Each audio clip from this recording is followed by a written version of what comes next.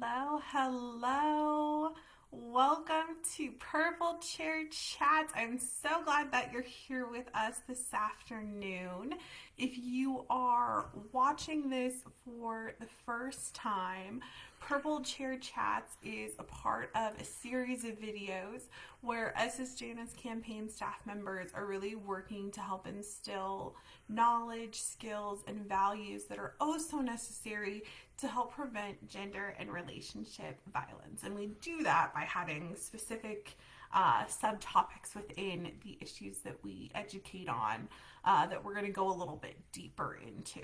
So for those of you who I have not had the honor of meeting yet, my name is Megan Woodfield. I use the she, her series of pronouns, and I am an education and prevention specialist here with Jana's campaign. This month of October, which we're currently in, hopefully you knew that, is actually recognized nationally as Domestic Violence Awareness Month. So we felt that this was going to be a perfect topic for October Purple Chair Chat. So I'm excited because today we're going to walk through a little bit of the history of DVAM, talk about some of the major events that occurred during the month, and then of course, naturally, we're going to get into some prevention and awareness information for domestic violence as well. So some good goods for today. Now, as is always the case when I do these, I hope that you find this content engaging. I hope that it's something that you really feel is positive addition to the information that you know. But I also want to ground that in. We are going to be talking about domestic violence, gender-based violence, a bunch of different things within those like interpersonal relationship violence categories. So it might be activating if you or someone you know have experienced violence, whether you're a primary survivor, a secondary survivor. We know that all of that can weigh vicariously through folks as well. So I really encourage you to use your best judgment on if now is the right time to engage with this content. If you're wanting to watch live, we do record these and put them back up. So if there's a different time that you're like, oh, now I'm feeling good, I'm ready to go and watch that, know that that's an option. I'll also be sharing resources at the end of this. So if you're watching live, towards the end, we'll give some stuff out. And again, if you're rewatching this video, then you can skip to the end if you're looking for those bits, okay? Alrighty, besties. Well, with that being said, let's jump on into it. So, Domestic Violence Awareness Month, or DVAM, first began being recognized in 1981, but it looked a little bit different back then. So, it started as a day of unity, which was conceived by the National Coalition Against Domestic Violence. And really, the intent with this Day of Unity was they wanted to get advocates who are working across the nation, folks who are doing those victim service roles, to really be able to kind of come together to help end violence against women and children. And now I say women and children specifically because for a very long time there was this thought that violence is something that only happens to women and children. Now we know this is an issue that impacts men, it impacts those who are in the LGBTQ community, it affects folks who identify as trans. Women simply had a little bit less barriers to reporting and really sharing that information out some time ago. Now, obviously, barriers still exist for anyone who is wanting to report, but that's sometimes why you'll hear that specifically called out when we're talking about things a little bit more historically. So again, first things first, it was just the Day of Unity, a singular day which is actually still celebrated on the first Monday of every month in October each year and pulling it out. And I know I mentioned that one of the big awareness pieces during the month of October is the Day of Unity. That has unfortunately already passed for this month, but Purple Thursday, which is a huge effort in addition to that, is actually this week. So I wanted to talk a little bit about Purple Thursday. So this, again, began in about the 1970s. It was 1978 that we really saw this first start to pop up. And it has ties back to the suffrage movement. So thousands of advocates were marching in Washington, D.C. in 1978, and they were really trying to push forward equal rights for women. One of the things that they decided to do is they're like, oh, well, we need some structure, we need some organization to this. So they all decided to wear purple, when they were advocating and when they were going out. Purple, if you're not familiar, is the color that is very much symbolic of peace, of courage, of survival. So what a perfect color to honor those who have been impacted by violence. So the 19th of October, which is this Thursday, is Purple Thursday. So definitely want to encourage those of you who are wanting to support to do so in that way. Now, getting into some statistics about domestic violence, because again, I think this really helps us to understand some of the scope in which this issue still impacts folks. So these stats that I'm about to read are from the Hotline for domestic violence, as well as I have some stuff from the Trevor Project and the Human Rights Campaign as well. So firstly, we have 1 in 4 women and 1 in 7 men aged 18 and older who have reported experiencing severe physical violence by an intimate partner during their lifetime. If we're looking at our younger folks, about 9.4% of high school students report in the past 12 months being harmed. 1 in 10 will experience physical violence in the last year. And then 1 in 10 teens are also reporting having their partner tamper with their social media, which is a really frequent form of harassment and abuse. And I want to take a moment to pause there because we'll talk about some warning signs of violence here in a moment. And I know that those of you who are really familiar with Jana's campaign and stay up to date with us might be aware of this. But just in case we got some new friends here in the space with us, a really common misconception about domestic violence is that it is only something that is happening physically. And I bring this up because I think it's very important that we're aware that this is something that can impact folks emotionally, mentally, psychologically. There's so many things that really tie into the experiences that victims and survivors have who have been impacted this that aren't as easy to see. You know, this makes sense, right? Like those physical forms of violence, you can see bruises, it's more likely that someone else might witness some of these things, and so they're more visible, they're more identifiable. But just because they're not as identifiable doesn't mean that they're not happening. It doesn't mean that it's not impacting folks. So making sure that we really ground this in that there's a whole spectrum of behaviors that can really come into play when we're talking about domestic violence. A couple other statistics that I wanted to mention specifically relating to our LGBTQ plus community. 44% of lesbians and 61% of bisexual women report experiencing some sort of violence by an intimate partner compared to 35% of straight women. 26% of gay men and 37% of bisexual men experience that form of violence compared to 29% for what we know for straight men. And then for our trans and non-binary folks, we will see violence in around the 20% range, which is higher than the average for LGBTQ plus survivors. So on average, folks who identify in that way are about 14% in terms of when we're seeing violence reported. So an important note there that there are certain categories of folks who we know experience this at higher rates and higher percentages. And unfortunately, a lot of those folks also have higher barriers towards reporting. And then to kind of round out for statistics, and again, really touch on an important part of those who experience this, is 92% of survivors report emotional and verbal abuse to the hotline.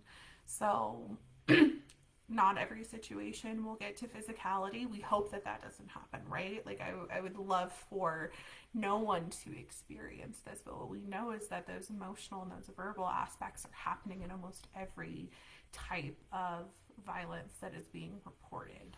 So making sure that we're aware of those, right? Now, while domestic violence is is often looked at as an issue that impacts women, like I mentioned earlier, really want to drive home that point that anyone, regardless of their identity, regardless of how they identify, can experience different forms of violence, and those different identities can bring up different barriers in which to reporting. We know far and wide that the numbers that we have data-wise are underreported, as it is a very hard thing to come out and to share your story and to share it with different forms of law enforcement in order to get some of those protective pieces. So really appreciative of those who are able to report. I'm really grateful that we know the information that we do, but also grounding that in that there are more folks who have not maybe had the comfort or the support needed in order to do so. Now, when we get into what are some warning signs here, what are some things that can be shared? Again, I'm pulling this from the National Domestic Violence Hotline and what they're sharing out, and then I have some other bits as well.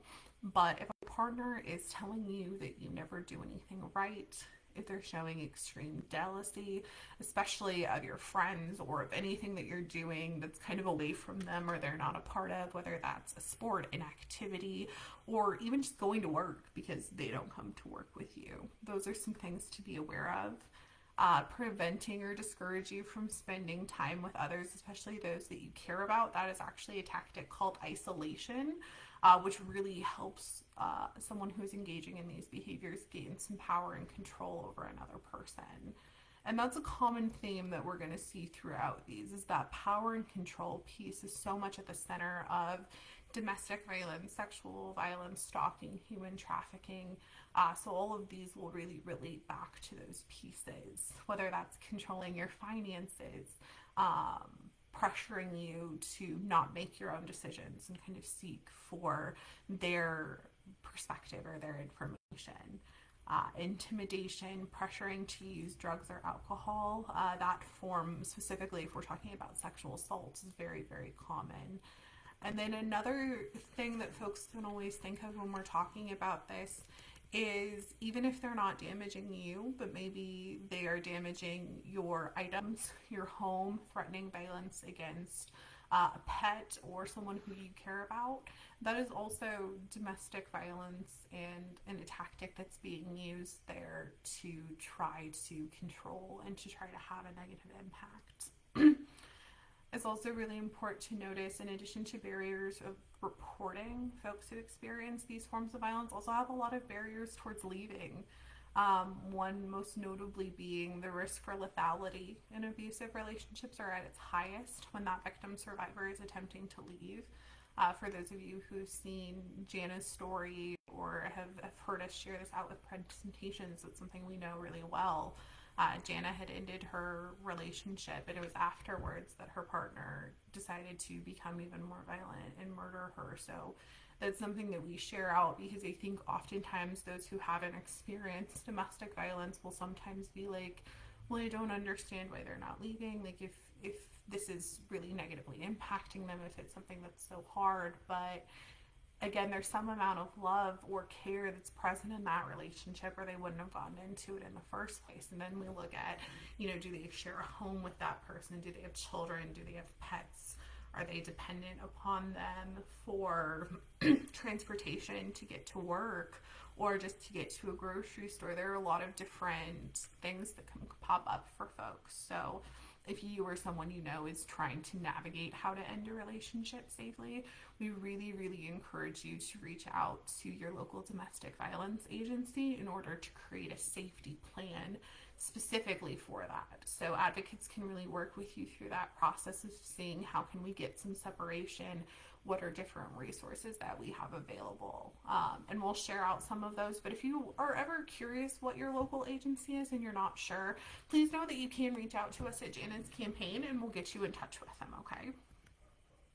Some other ways that we can really be supportive for folks who have experienced any of these forms of violence or still is if someone is disclosing harm to you and letting them know that this is something they've experienced, always starting off by saying that we believe them.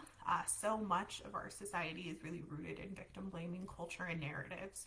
So if we can be really intentional about sharing that belief, about saying that we're here to support them, that can help give a lot of comfort and a lot of safety back to that victim survivor. Another thing that I usually share out as a recommendation is to try to resist the urge to give advice or tell folks what we think they should be doing. The heart is definitely in the right place, and I understand why folks do this, But especially if we're looking at someone who has been through these cycles of violence, right? A lot of their autonomy of choice, a lot of that personal power to make decisions, to decide what they want to do, has been taken away from them because of that person who's caused harm. So if we in the support position can really start to try to give them some of that choice, some of those options back, it can be really, really empowering for them. I also, again, share out, similar to what I mentioned with those barriers. On average, it takes about 7 attempts for someone to fully leave an abusive relationship. And then again, depending on their relationship with that person, what some of those barriers are, it might take even longer. Um, but again, being familiar with those warning signs, knowing what emotional abuse, intimidation looks like, trying to stay consistently a part of that person's life and really reassuring them that they don't deserve to be treated this way, that they can always reach out to you, and that you're able to help them and help them connect with resources is something that can be really, really powerful when we're trying to be a supporter. And again, with those resources, sharing out information, one really important one to know is Kansas actually has a coalition against sexual and domestic violence. So that hotline number is 888-363-2287. And we'll drop those in the chat as well after the video. The National Domestic Violence Hotline is 800-799-7233. And then for anyone who identifies as a teen, so that 11 to 17 range, the National Teen Dating Abuse Line, their 24/7 hotline is 866-331-9474. And again, if you're looking for someone locally and you're outside of that range, please do reach out to us and we can connect you with your local advocacy. You also don't have to be seeking services for yourself to call any of those hotlines that I mentioned. It can be really great, especially if you're nervous about someone disclosing to you what to say, how to show them that you care. Calling or texting those numbers while you're talking with them, they can help kind of walk you through how to be a good support person. I know when I give presentations, that's one of the big questions that I tend to get, so I like to share that out with folks. All right, friends. Well, that is about all the time that I have. I feel like these always go so quickly, but I so appreciate y'all tuning into this content. Like I said, we'll have information in the description and in the comments with a little bit more of those details there. And if you like this, if this has been fun for you and you'd like to come hang out with me again, our next Purple Chair Chat is going to be on November 9th. And during that one, we're going to be talking about the connection between Indigenous peoples and gender-based violence. So lots of really great stuff to get into with that, to show how there are different connection pieces there and really talk about that specific subtopic. So thank you again so much. I hope you enjoyed, and I look forward to seeing you out and about at presentations or in November for our next Purple Chair Chat. Thank y'all so much. Goodbye.